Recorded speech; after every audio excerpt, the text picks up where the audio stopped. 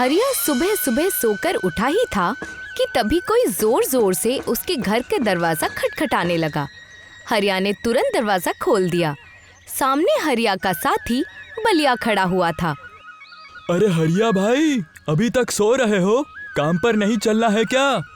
तुम थोड़ी देर यही रुको बलिया, मैं अभी आता हूँ। हरिया घर के अंदर चला गया कि तभी उसकी बीवी सुलेखा उससे बोलती है, क्या हुआ? सुबह सुबह कहाँ जा रहे हो? बोल तो ऐसे रही हो जैसे कि तुम्हें पता ही ना हो। मैं अभी काम पर जा रहा हूँ। हाँ हाँ, मुझे पता है कि तुम एक बस ड्राइवर हो। बलिया बस का कंडक्टर है, लेकिन अभी केवल सुबह के 7 बजे हैं। तुम तो जानती हो सुलेखा, आजकल के स्कूल वालों का कोई भरोसा नहीं है। कभी सुबह 9 बजे का टाइम रख देते हैं तो कभी सुबह 7 बजे का। इतना कहकर हरिया बलिया के साथ चला गया। दरअसल हरिया प्रताप की बस चलाया करता था और बलिया उसके बस का कंडक्टर था।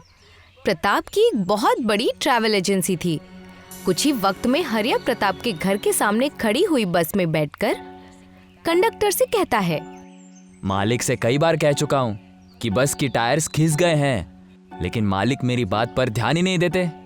अरे उनसे बात करना बेकार है हरिया, कितनी बार तो मैं खुद ही बता चुका हूँ।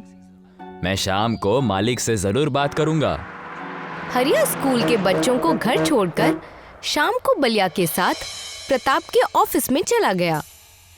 क्या बात है हरिया, अभी तो तुम्हारा महीना भी पूरा नहीं हुआ। हर बार की तरह पैसे मांगने तो नहीं आ गए? नहीं मालिक, मैं आपसे एक बात करने आया हूँ। बस की हालत बहुत ही ज्यादा खराब है, उसकी एक बार सर्विसिंग करा दीजिए। हरिया ठीक कह रहा है साहब, बस के टायर्स घिसे हुए हैं और ब्रेक भी ज्यादा कमजोर हो गए हैं। मुझे खौफ है कि अगर किसी बच्चों के साथ अनहोनी ना हो जाए। तुम गरीब लोग बेवकूफ होते हो, इसीलिए गरीबी में ही रहते हो। अरे अगर अनहोनी की आशंका है और अनहोनी हो भी जाती है तो भला इसमें मैं क्या करूं? हरिया, सिर्फ तुम ही शिकायत लेकर यहाँ आते हो और कोई बस या कंडक्टर मेरी और बसेस की कोई शिकायत नहीं कर लेता। मालिक, वो आपसे डरते हैं। तो तुम मुझसे नहीं डरते? अब ऐसा नहीं है मालिक। मेरी बात ध्यान से सुनो हरिया, कल तुम्हारे बच्चे का एडमिशन होने वाला है और उसकी फीस मैं ही जमा करने वाला हूँ। ज्यादा बड़बड़ की ना तो नौकरी से निकाल दूंगा और अपने बच्चे को घर बिठा कर रखना। हरिया मुंह लटकाकर बलिया के साथ वहां से चला गया। रात में घर पर अपनी बीवी को सारा मसला बताने लगा। मैं मालिक से कई बार बोल चुका हूँ, लेकिन मालिक है कि ध्यान ही नहीं देते। ये तो बहुत मुश्किल वाली बात है। कल से हमारा मुन्ना गोल्डी भी स्कूल जाएगा, हमें भेजना चाहिए। अरे तुम भी पागल हो गई हो क्या? क्यों नहीं भेजना चाहिए? क्योंकि मैं खुद ही ड्राइवर हूँ। तुम्हें तो कोई भी बात बताना बेकार है, बेवजह फिक्र में पड़ती हो। अगले दिन हरिया अपने बेटे गोल्डी को लेकर बलिया के साथ बस में चढ़ गया और सारे बच्चों को उनके घर से लेकर बस स्कूल की ओर दौड़ा दी। बस कुछ ही दूर चली थी कि अचानक ब्रेक फेल हो गए। स्कूल के बच्चों को बहुत बुरी तरह से चोटें आई थीं और खास तौर के हरिया के बेटे गोल्डी को। हरिया अपने बेटे गोल्डी को अस्पताल ले गया। डॉक्टर साहब, मेरे बेटे की जान बचा लीजिए, ये मेरा इकलौता बेटा है। डॉक्टर हरिया के बेटे की ओर देखकर कहता है, आई एम सॉरी, आपका बेटा अब इस दुनिया में नहीं रहा। ये सुनकर हरिया फूट फूट कर रोने लगा। अगले दिन हरिया ने अपने बेटे का अंतिम संस्कार कर दिया और घर पर अपनी बीवी से बोला, मुझे तुम्हारी बात माननी चाहिए थी। इसमें आपका कोई दोष नहीं। मैं जानता हूँ दोष किसका है। अगर वो दोष है तो केवल मालिक का। मैं उनके खिलाफ एक पुलिस की रिपोर्ट दर्ज करवाऊंगा।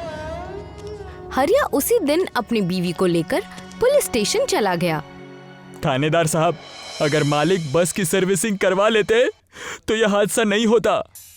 देखो, मैंने केस की छानबीन की है और ये बस प्रताप नाम से नहीं बल्कि किसी और के नाम से है, इसीलिए मैं प्रताप के खिलाफ कोई भी एक्शन नहीं ले सकता। हरिया मुंह लटकाकर अपने घर चला आया, मगर वहां पर प्रताप को देखकर वो चौंक पड़ा। हरिया, तेरी इतनी हिम्मत कि तू मेरे खिलाफ पुलिस स्टेशन चला गया। आपकी वजह से मेरे बेटे की जान चली गई। और अब तुम्हारी नौकरी भी जाएगी। कल से तुम्हें काम पर आने की कोई जरूरत नहीं है। अगले दिन हरिया अपनी बीवी से कहता है, जिस तरह से मेरे बेटे की जान गई है ना, मैं नहीं चाहता कि और किसी की भी जान चली जाए। आप कर भी क्या सकते हैं। मैं एक बस खरीदूंगा सुलेखा, और उस बस में ऐसा इंतजाम करूंगा कि उसके ब्रेक कभी फेल ही ना हो और ना ही उसका कोई एक्सीडेंट हो। ऐसा नहीं हो सकता। लेकिन मैं ऐसा करके दिखाऊंगा। अगले दिन हरिया अपने घर के कागज लेकर अपने साथी बलिया के साथ सेठ तुकाराम के घर पर जाकर कहता है, सेठ जी, मेरा घर गिरवी रख लीजिए, लेकिन मुझे कुछ पैसे दे दीजिए। ठीक है बलिया, ये ले 2 लाख रुपए और ब्याज टाइम पर दे देना। हरिया वहां से बलिया को साथ लेकर सीधे एक कबाड़ की दुकान पर चला जाता है, जहां पर बहुत सारी बसें खड़ी हुई थीं। मुझे एक पुरानी बस चाहिए। वो सामने खटारा बस देख रहे हो, उसके 50,000 लगेंगे। हरिया कबाड़ी वाली को पैसे देता है और बस चलाता हुआ अपने घर के सामने खड़ी कर देता है। ये मैं क्या देख रहा हूँ? आपने अपने घर के कागज गिरवी रखकर इस खटारा बस को खरीद लिया है, लेकिन क्यों? इस बस को मैं ऐसी बस बनाऊंगा जिससे कभी किसी को मुसीबत और एक्सीडेंट का सामना ना करना पड़े। मुझे तुम्हारा हौसला देखकर बहुत अच्छा लगा हरिया भाई। मैं मैकेनिक का काम भी जानता हूँ। मैं इस काम में तुम्हारा बहुत साथ दूंगा। हरिया और बलिया दोनों उस दिन से उस बस की मरम्मत करने में जुट गए। एक दिन वो दोनों बस की मरम्मत करते करते थक के चूर हो गए थे।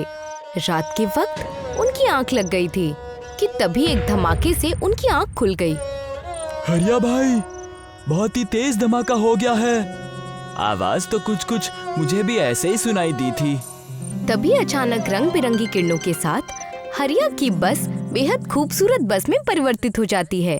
वो खूबसूरत बस एक बहुत बड़ी प्लास्टिक बोतल के अंदर थी। उस प्लास्टिक के बाहर एक बहुत खूबसूरत दरवाजा था। तभी उस बस से एक आवाज आई, ड्राइवर हरिया और कंडक्टर बलिया, जल्दी से बस में सवार हो जाओ। हरिया और बलिया डरते हुए बस के अंदर चढ़ गए। बस के अंदर का नजारा देखकर हरिया हैरानी से बलिया से कहता है, ये बस तो अंदर से बहुत ही खूबसूरत है बलिया। हरिया भाई, सही कह रहे हो। बाहर से ये ऊपर से इतनी मजबूत है कि अगर ये पहाड़ से टकराए ना तो इसे कुछ भी नहीं होगा। और इसके अंदर यात्री भी महफूज रहेंगे।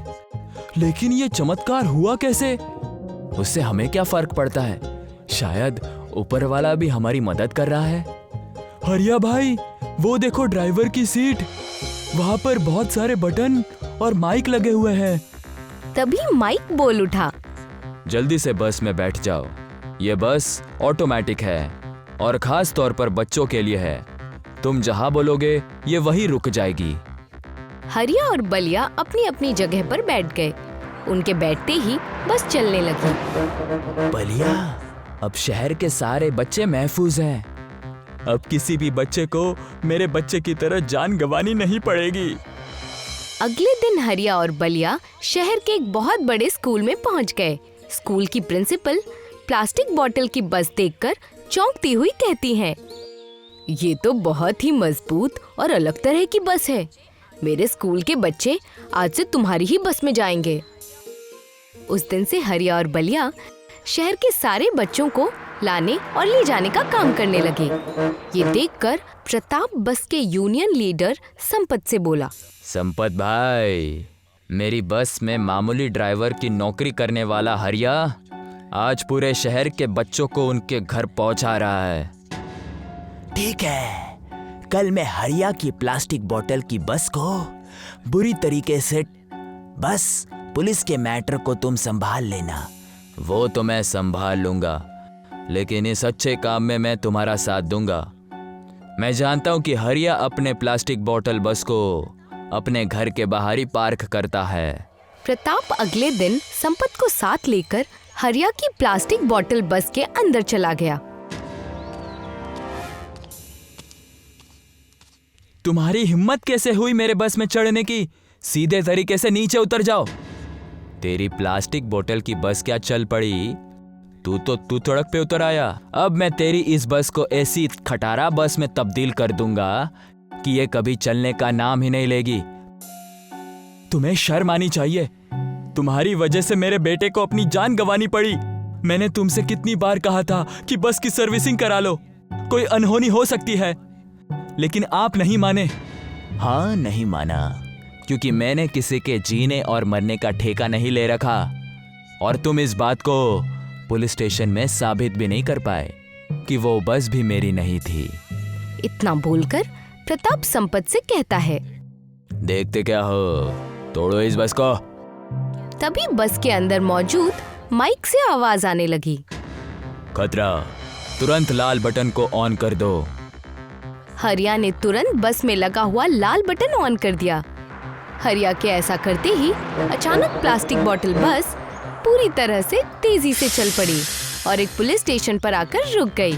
पुलिस स्टेशन के बाहर वहां का थाना इंचार्ज इंस्पेक्टर अभिमन्यु कुछ पुलिस वालों के साथ खड़े थे। इंस्पेक्टर साहब, गिरफ्तार कर लीजिए इस प्रताप और यूनियन लीडर संपत को। ये दोनों मेरी बस को तोड़ने के लिए यहाँ आए हैं। ये झूठ बोल रहा है इंस्पेक्टर। इंस्पेक्टर अभिमन्यु हरिया से कहते हैं। तुम्हारा नाम हरिया है ना? हाँ इंस्पेक्टर साहब, मेरा बेटा भी तुम्हारी बस में ही स्कूल आता जाता है। तुम्हारे पास क्या सबूत है कि प्रताप इस बस को तोड़ फोड़ करने के लिए आया था? जब मैं इसके यहाँ ड्राइवर का काम करता था तब इस प्रताप की वजह से ही मेरे बेटे की जान गई थी। अगर ये वक्त में बस की सर्विसिंग करवा लेता तो यह हादसा हुआ ही नहीं होता। तभी बस के अंदर लगे हुए स्पीकर से प्रताप की ही आवाज आने लगती है। मैंने किसी के जीने या मरने का ठेका नहीं ले रखा, और तुम इस बात को पुलिस स्टेशन में साबित भी नहीं कर पाए कि वो बस मेरे नाम की थी। अपनी ही आवाज सुनकर प्रताप डरते हुए इंस्पेक्टर से कहता है। मुझे अदालत में केवल इस छोटे से स्पीकर के जरिए सजा नहीं दे सकते इंस्पेक्टर। तभी वहाँ पर रंग बिरंगी किरणों के साथ हरिया का बेटा गोल्डी प्रकट हो गया और इंस्पेक्टर से बोला। मेरे पापा सही कह रहे हैं, इनकी वजह से ही मुझे वक्त से पहले ये दुनिया को छोड़कर जाना पड़ा। मेरे जाने के बाद मेरे पापा ने कबाड़ से एक बस खरीदी और वो उस बस को ऐसी ही बस बनाना चाहते थे जो अभी इस वक्त मौजूद है, लेकिन मैं जानता था कि वो ऐसा नहीं कर पाएंगे। इसीलिए मैंने भगवान से प्रार्थना की और भगवान ने मुझे इस तरह बस बनाने की ताकत दे दी। इतना बोलकर गोल्डी की रूह वहां से गायब हो गई। इंस्पेक्टर ने संपत और प्रताप को जेल भेज दिया।